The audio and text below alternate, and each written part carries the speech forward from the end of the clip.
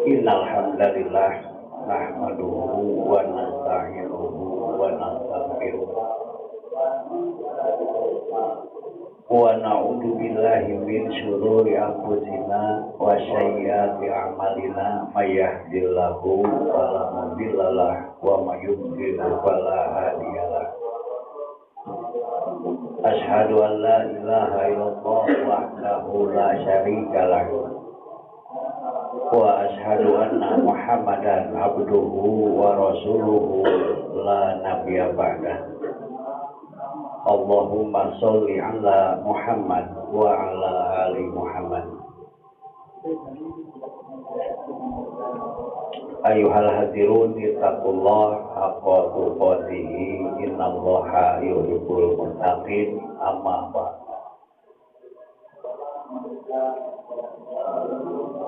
Para hadirin sidang Jumat yang berbahagia, di dalam hadis yang diriwayatkan oleh Imam Bukhari dan Muslim, artinya hadisnya muttafaqun alaih, artinya sahih. Rasulullah Shallallahu Alaihi Wasallam beliau bersabda, innama ahlakal ladzina min qablikum, hanyalah yang akan membinasakan suatu kaum, satu umat atau satu bangsa dari orang-orang sebelum kamu sekalian. Jadi umat-umat yang terdahulu oleh Allah dibinasakan, oleh Allah dihancurkan dengan pakai kalimat innama, hanyalah yang akan membinasakan, menghancurkan umat-umat sebelum kamu sekalian adalah innahum kan, di mana keadaan mereka idza sarqa,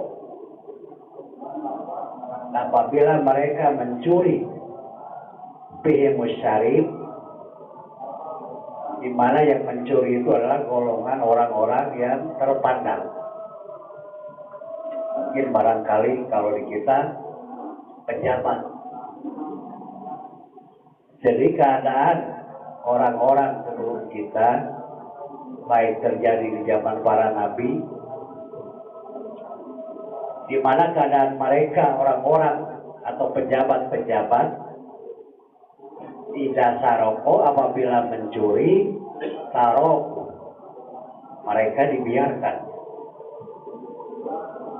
Mereka nggak pernah dipermasalahkan. Wa idza saroko, dan apabila mencuri, minhumud dhaif, dari golongan bagian mereka orang-orang yang dhaif, yang lemah, rakyat biasa, mereka menegakkan alaihil had, atas mereka hukum. Jadi ini perlu kita cermati, suatu bangsa, satu kaum, satu umat ini akan hancur manakala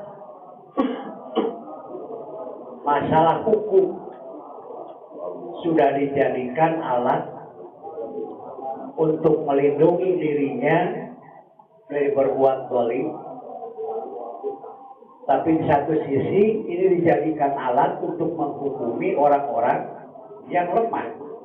Ini yang dipastikan akan menghancurkan umat atau bangsa. Wa aimullah, Kemudian Rasulullah bersumpah demi Allah, lau anna Fatimah binti Muhammad, jika seandainya Fatimah binti Muhammad, Fatimah anaknya Rasulullah SAW, syarafat, dia mencuri, laqata'tu yadaha, maka aku sendiri yang akan memotong tangannya. Hadis ini asbabul wurudnya, kalau Al-Quran ada asbabul nuzul, kalau hadis ada asbabul wurud. Kenapa Rasulullah bersabda hal tentang hukum yang terjadi pada zaman-zaman yang telah lalu? Karena udah seperti sekarang di kita, ada istilah hukum itu tumpul ke atas, tajam ke bawah, dan kita bisa menyaksikan sehari-hari. Kalau orang lemah melanggar hukum, khususnya masalah mencuri, maka hukum ditegakkan. Bahkan masyarakat berani menghukumi sendiri. Ada hukum main hakim sendiri. Tapi apabila kaum pejabat, kaum terpandang melakukan pencurian, bahasanya juga sudah tidak dianggap mencuri. Mungkin diganti dengan korupsi, mungkin diganti dengan manipulasi yang orang awam kadang-kadang tidak paham bahwa yang namanya manipulasi, korupsi sama-sama mencuri. Pernah terjadi di zaman Rasulullah, ada seorang perempuan dari kaum terpandang, kaum para pejabat dari Bani Makhzum, melakukan pencurian. Kemudian oleh Rasulullah diperintahkan kepada petugas untuk mengkisos, memotong tangannya. Tapi sebelumnya keluarga perempuan tadi memohon kepada sahabat Usamah bin Zaid agar dimintakan keringanan kepada Rasulullah supaya anaknya tidak dipotong tangannya. Maka Rasulullah SAW beliau mengatakan dalam hadis tadi, atas ma'u, apakah pantas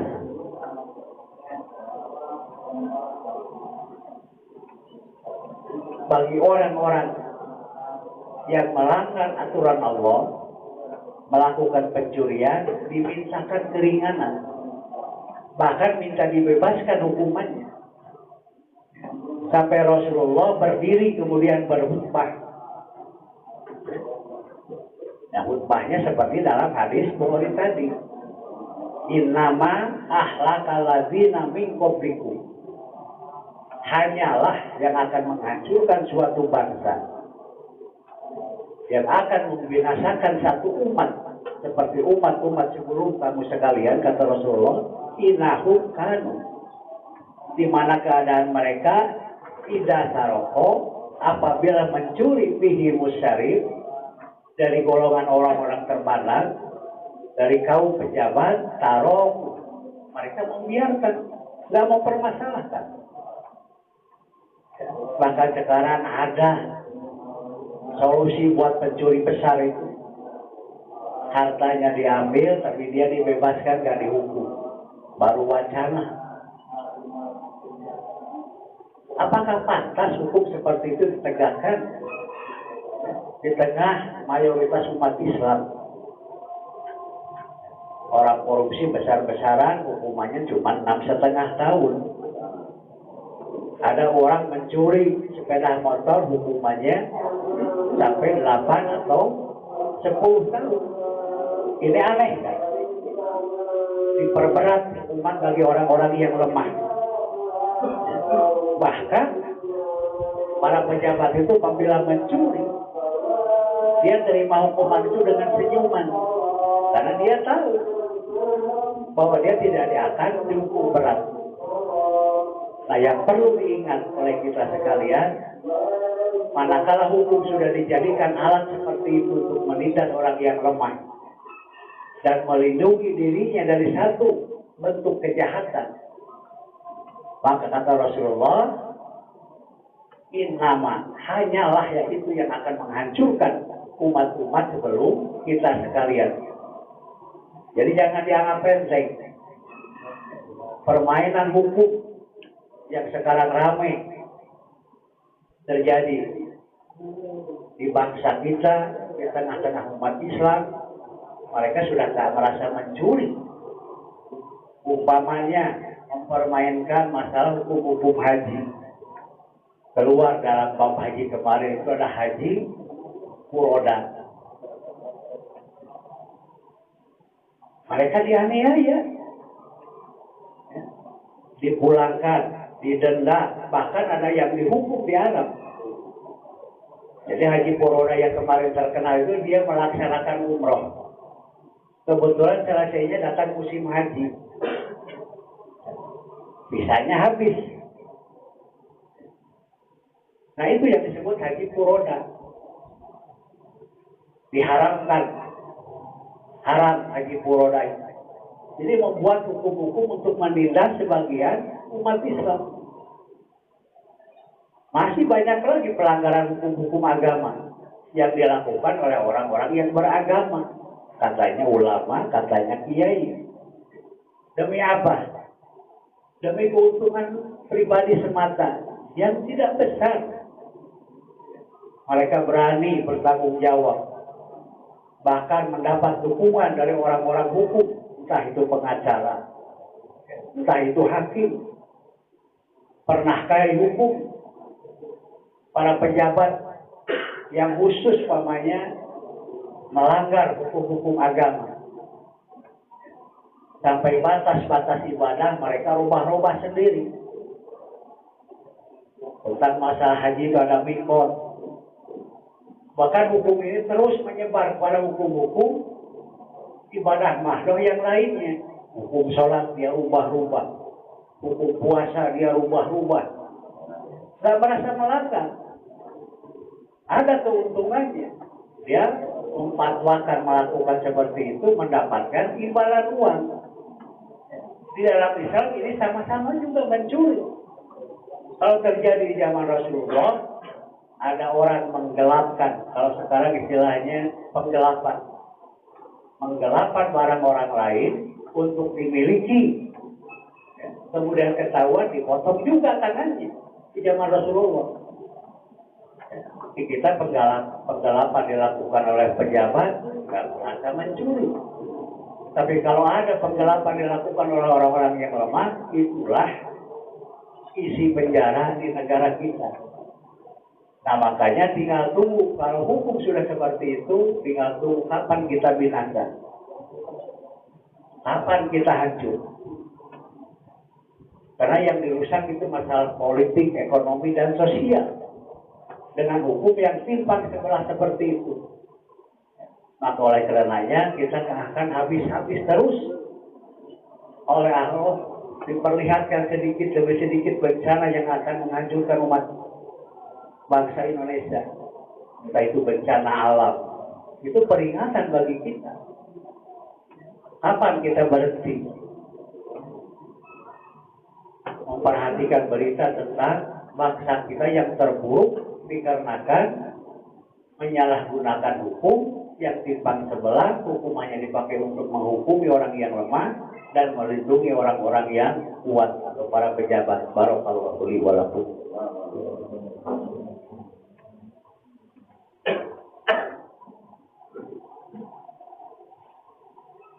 Innal hamda wa ni'mata wal huda lillahi rabbil alamin la syarika lahu wa bidzalika umirtu wa ana minal muslimin. Para hadirin sidang Jumat yang berbahagia, bangsa ini sedang menghadapi berbagai macam resesi, kesulitan ekonomi, ketimpangan bersosial. Dengan harapan kita itu ke depan akan menjadi negara besar, menyambut tahun emas apalah namanya. Tapi kalau perilaku kita di dalam berbangsa dan bernegara seperti yang kita alami sekarang, barangkali semua itu hanya mimpi. Dan kita kadang-kadang bersifat cuek terhadap peringatan-peringatan dari Allah. Ya. Entah itu gunung meletus, entah itu banjir bandang, entah itu likuifaksi di mana-mana. Tiap hari kita melihat bencana. Sadar atau tidak, Allah selalu mengingatkan. Karena hukum sudah diperbuat seperti itu, maka kebinasaanlah, kehancuranlah. Walaupun orang-orang yang memegang kekuasaan atau kepala-kepala itu orang-orang yang pintar. Tidak dikatakan pintar kalau hukum sudah dipergunakan hanya untuk kepentingan pribadi.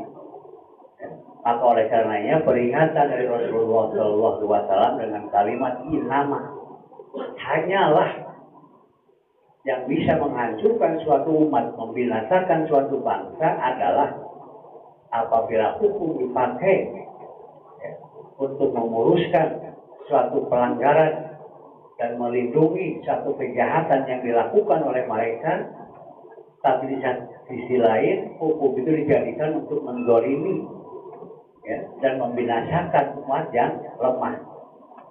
Itulah barangkali peringatan dari Rasulullah SAW, dan ini pasti akan terjadi. Ya. Bukan sinyalemen ramalan biasa, ini berdasarkan wahyu. Bahkan dalam Al-Quran terus diungkap bagaimana hancurnya kaum Samud, kaum Nabi Lut. Karena permasalahannya adalah mempermainkan hukum. Apalagi kalau kita mempermainkan hukum-hukum Allah. Hanya masalah keadilan yang dimiliki oleh semua bangsa. Salah di dalam menerapkan keadilan, maka tinggal tunggu kehancurannya. Para diri dan jemaah yang berbahagia, barangkali itulah yang bisa disampaikan.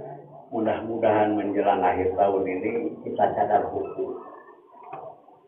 Jadi setiap pelanggaran hukum pasti ada resikonya, ada konsekuensinya.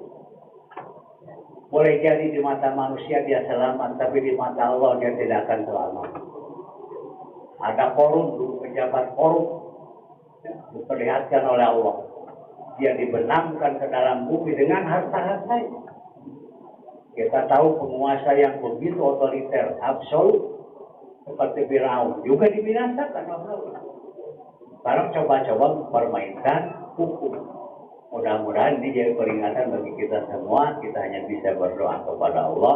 Ya Allah, Ya Rahman, Ya Rahim, Ya Ajib, Ya Jabbar, Ya Qudus, Ya Salam.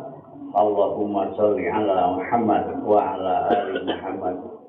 Ya Allah, berikanlah kepada kami semua perlindungan, pertolongan, keselamatan di dalam rangka kami semua mengisi sisa-sisa kehidupan kami. Ya Allah, berikanlah kepada kami semua ketenangan, ketentraman, kedamaian di dalam rangka kami beribadah mengabdikan diri hanya kepadamu. Ya Allah, berikanlah kepada kami semua kesehatan, kesejahteraan, baik lahir maupun batin. Rabbana atina fid dunya hasanah wa fil akhirati hasanah wa qina adzabannar. Subhana rabbika rabbil izzati amma yasifun. Wassalamun alal mursalin walhamdulillahi rabbil alamin. Aqulu qouli hadza wa astaghfirullah li wa lakum. Wassalamualaikum warahmatullahi wabarakatuh. Allahu Akbar. Asyhadu an la ilaha illallah. Asyhadu anna Muhammadar Rasulullah. Allahumma shalli ala salat wa qul salat wa qul salat. Allahu Akbar. La ilaha illallah. Ya, baru